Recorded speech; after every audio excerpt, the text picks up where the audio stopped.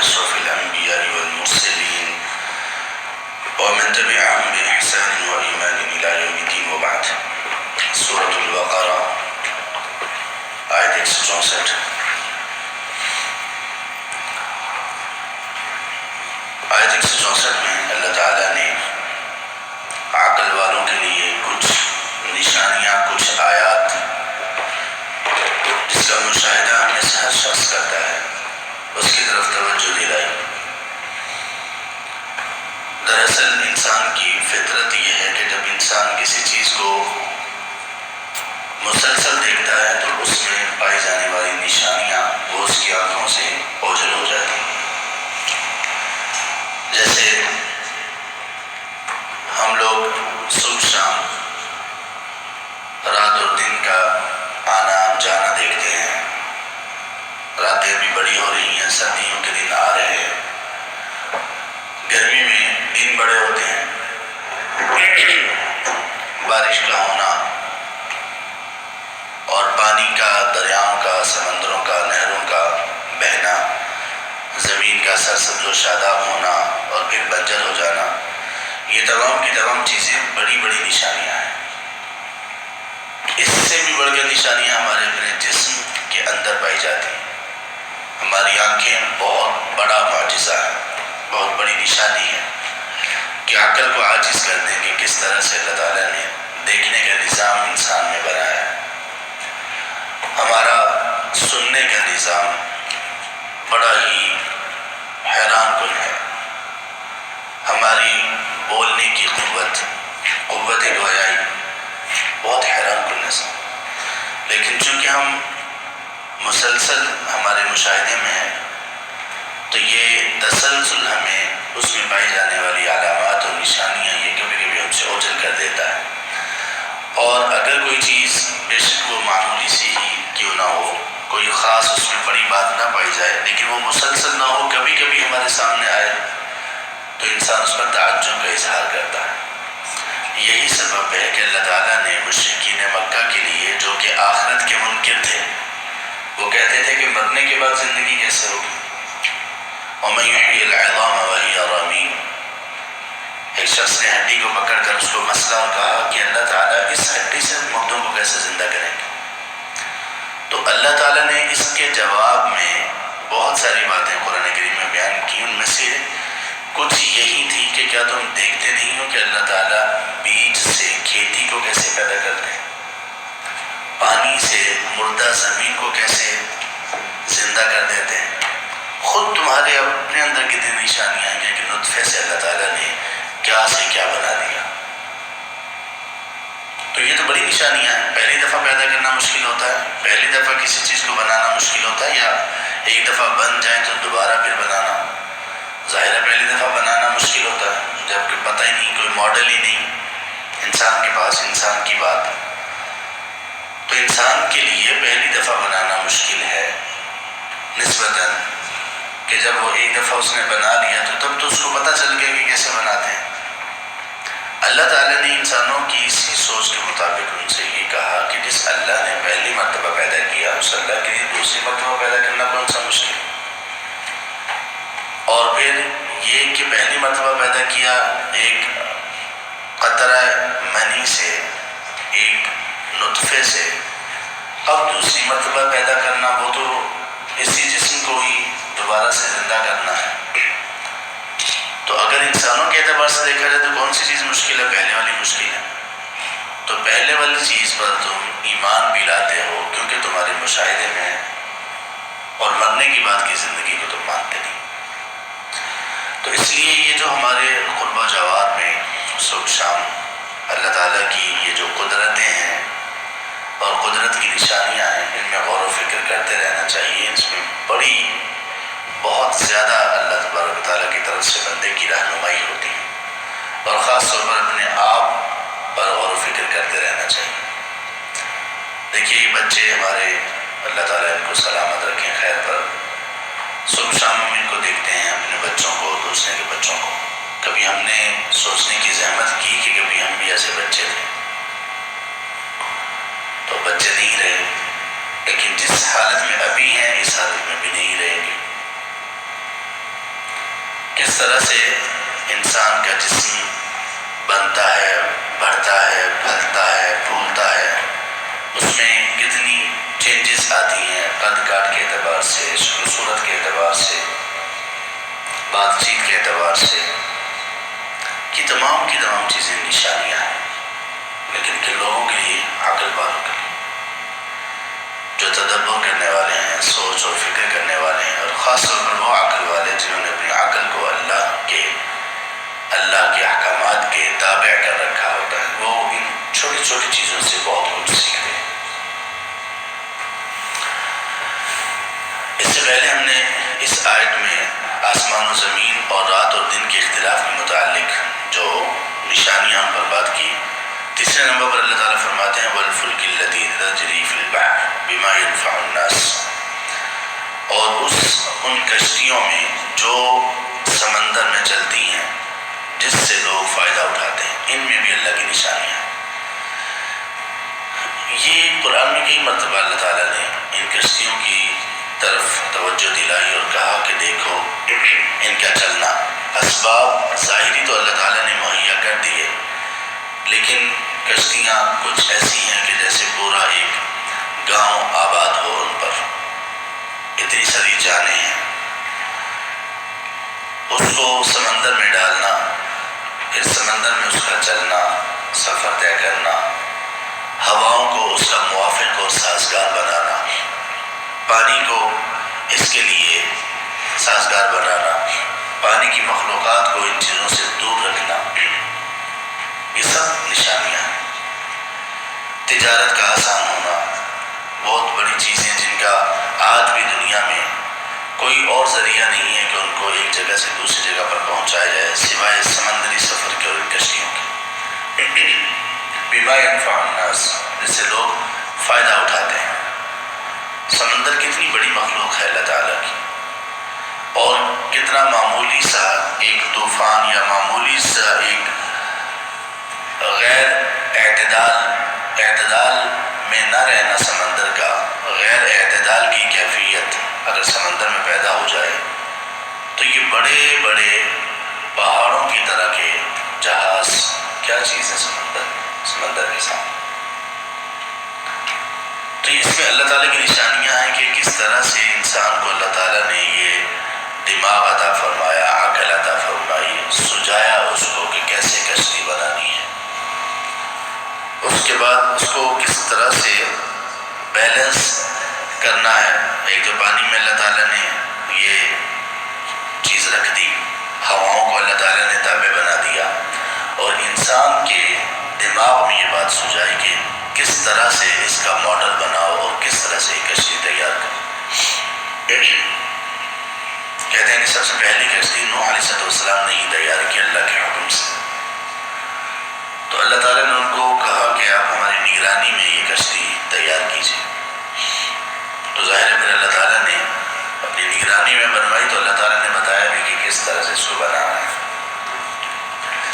لیکن وہ پہلی کشتی نہیں تھی، معلوم یہ ہوتا ہے کہ اس سے پہلے بھی کشتیاں تھیں، اس لیے کہ ان کی قوم نے اس کشتی کو دیکھ کر بھی ایسے تعجب کا اظہار نہیں کیا کہ جیسے پہلی مرتبہ دیکھ رہے ہیں۔ ہاں، تعجب اس بات پر ضرور کیا کہ یہاں پر تو پانی نہیں ہے، کشتی کا کیا کام۔ تو اللہ نے یہ جو انسان کو عقل اور شعور دیا، اور یہ جو اتنی بڑی چیز فائدے کی بنائی، چھوٹی کشتیاں بھی اور بڑی کشتیاں بھی۔ ایک جگہ پر سورۃ الشورى میں اللہ تعالیٰ نے کہا وَمِنْ آیَاتِهِ الْجَوَارِ فِي الْبَحْرِ كَالْأَعْلَامِ، اللہ کی نشانیوں میں سے بڑی بڑی پہاڑوں کی طرح کی کشتیاں ہیں جو سمندر میں چلتی ہیں۔ تو اللہ جس چیز کو اپنی نشانی قرار دیتے ہیں اس میں بہت ساری چیزیں انسان کے سوچنے، سمجھنے اور سبق حاصل کرنے کی ہوتی ہیں۔ چوتھے نمبر پر اللہ تعالیٰ نے فرمایا وَمَا أَنزَلَ اللَّهُ مِنَ السَّمَاءِ مِن مَّاءٍ فَأَحْيَا بِهِ الْأَرْضَ بَعْدَ مَوْتِهَا، اور جو اللہ نے آسمانوں سے پانی نازل کیا اور اس پانی کے ذریعے سے زمین کو اس کی موت کے بعد زندہ کر دیا۔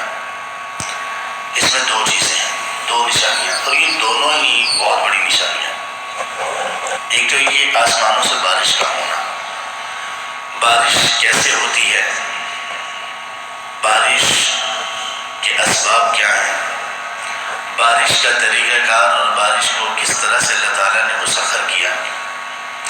بادل پانی کو اٹھاتے ہیں، اور یہ اتنا کئی میٹرک ٹن پانی بادلوں نے اٹھایا ہوا ہوتا ہے۔ اللہ پھر بادلوں کو حکم دیتے ہیں جہاں چاہتے ہیں کہ بارش برساؤ۔ بارش جب برسائی جاتی ہے تو وہ کس طرح سے برسائی جاتی ہے؟ اللہ تعالیٰ اس میں بھی بارش کو انسانوں کے موافق اور سازگار بناتے ہیں۔ بارش کے یہ قطرات اتنے بڑے پانی کے ذخیرے سے اللہ تعالیٰ اس کو اگر ان قطرات کی شکل میں ان کو پیدا نہ کرے، اور اسی طرح سے جتنا پانی ایک بادل میں ہوتا ہے اس طرح سے پورے کا پورا گرا دیا جائے تو ممکن ہے کہ شہروں کے شہر زمین میں دنس جائیں۔ تو اللہ تعالیٰ اس کو قطرات میں تقسیم کرتے ہیں، پھر ان قطرات کی سپیڈ اور رفتار مقرر کی جاتی ہے۔ اگر وہ اپنی پوری رفتار سے وہ قطرات آئیں، اگر اللہ کے حکم سے ان کی رفتار بڑھ جائے تو ممکن ہے کہ یہ بارش کے قطرات انسان کے جسم میں سوراخ کرنے کے لیے اور آر پار گزرنے کے لیے کافی ہو جائے۔ اللہ تعالیٰ اس کو کنٹرول کرتے ہیں۔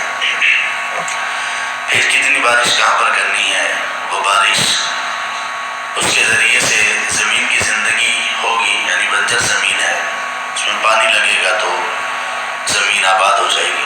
کچھ علاقے ایسے ہیں پاکستان میں، دنیا بھر میں، کہ جہاں کھیتی باڑی کی جاتی ہے اور اس کھیتی باڑی کا سورس بارشوں کا پانی ہے، آسمانی پانی ہے، وہاں پر کوئی نہر کوئی دریا اس کا پانی نہیں پہنچتا، جس کو ہم بارانی زمین کہتے ہیں۔ بارانی زمین، باران کہتے ہیں بارش۔ تو بارانی زمین میں پانی آسمانوں سے نازل ہوتا ہے، بارش کا پانی۔ تو دیکھیے کہ بارانی زمینیں مسلسل پھل دے رہی ہیں، مسلسل فصلیں اور اناج اس پر اگ رہے ہیں۔ یہ کیا ہے؟ اللہ کہتے ہیں کہ اللہ کی نشانیوں میں سے ایک نشانی ہے کہ اللہ تعالیٰ نے آسمانوں سے بارش نازل کی اور اس کے ذریعے سے مردہ زمین کو زندہ کر دیا۔ اگر یہ سبزہ یہ چیزیں نہ ہوں تو انسان کے کھانے پینے کا بندوبست کہاں سے؟ یہ پانی ہے جو انسان کی زندگی ہے۔ وَجَعَلْنَا مِنَ الْمَاءِ كُلَّ شَيْءٍ حَيٍّ، اللہ نے فرمایا کہ اللہ تعالیٰ نے پانی سے ہر زندہ چیز کو پیدا کیا۔ نہ صرف یہ کہ پانی سے ہر زندہ چیز کو پیدا کیا، بلکہ ہر زندہ چیز کا وجود پانی کے ساتھ منسلک کیا ہوا۔ پانی کے بغیر ہمارا چارہ ہے، پانی کے بغیر کوئی چارہ ہی نہیں ہے ہمارا، نہ فصل، نہ باغات، نہ اناج، نہ کھیتیاں، نہ سبزیاں، نہ ہی ہماری زندگی، کچھ بھی ممکن نہیں ہے۔ تو اللہ نے کہا کہ آسمانوں سے پانی کا نازل کرنا اور زمین سے اس پانی کو زندہ کر دینا، یہ نشانیاں ہیں۔ زمین کو زندہ کر دینا اس پانی کے ذریعے سے، یہ نشانیاں ہیں اللہ تبارک و تعالیٰ۔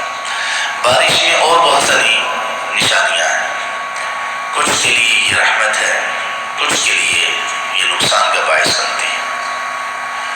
کتنی جگہوں پر سیلاب آتے ہیں ان بارشوں کی وجہ سے، طوفان آتے ہیں ان بارشوں کی وجہ سے، شہروں کے شہر بے گھر ہو جاتے ہیں لوگ ان بارشوں کی وجہ سے، اور دوسری انہی بارشوں کی وجہ سے شہروں کے شہر دنیا میں اور دنیا کے لوگ آباد ہیں۔ تو نشانی اس میں یہ ہے کہ اللہ تعالیٰ وہ چیز جو زندگی کا ذریعہ ہے اسی کو اللہ موت کا ذریعہ اور سبب بنا دے، یہ اللہ کے ہاتھ میں ہے۔ یہاں پہ اللہ نے فرمایا کہ اللہ نے آسمانوں سے بارش نازل کی، پانی نازل کیا، اس کے ذریعے سے مردہ زمین کو زندہ کیا۔ تو مطلب کیا ہوا؟ پانی کیا ہے یہاں پر بیان کیا؟ زندگی۔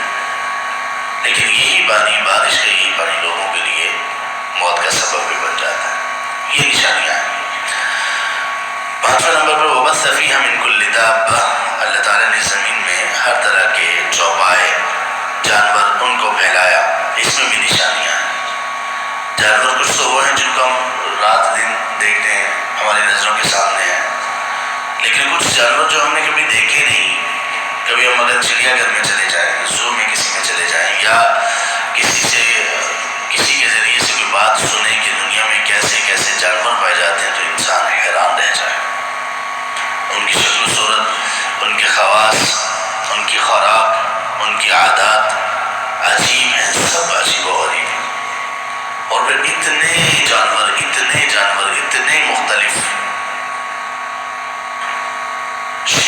کا اس کو دیکھیے، دریائی گھوڑا اس کو دیکھیے، کتنا فرق ہے دونوں میں. ایک ہی جسامت کتنی بڑی ہے، ہاتھی کی طرح، پانی کا ہاتھی جیسے ہو. اور پھر ہاتھی کو دیکھیے اور باقی جانوروں کو دیکھیے. تو اللہ تعالیٰ نے اتنے سارے جانور جو پیدا کیے، پھیلا دیے، اس میں بھی نشانی ہے.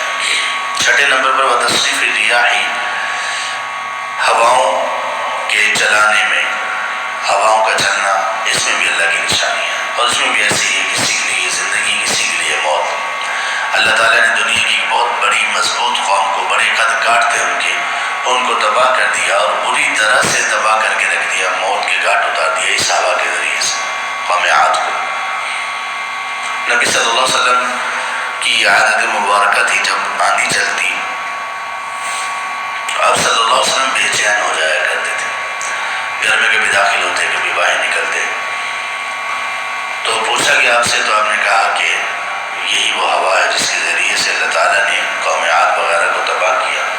تو آپ یہ دعا کیا کرتے تھے، اللہم انی اسألک خیرہا و خیر ما فیہا و خیر ما ارسلت بہ.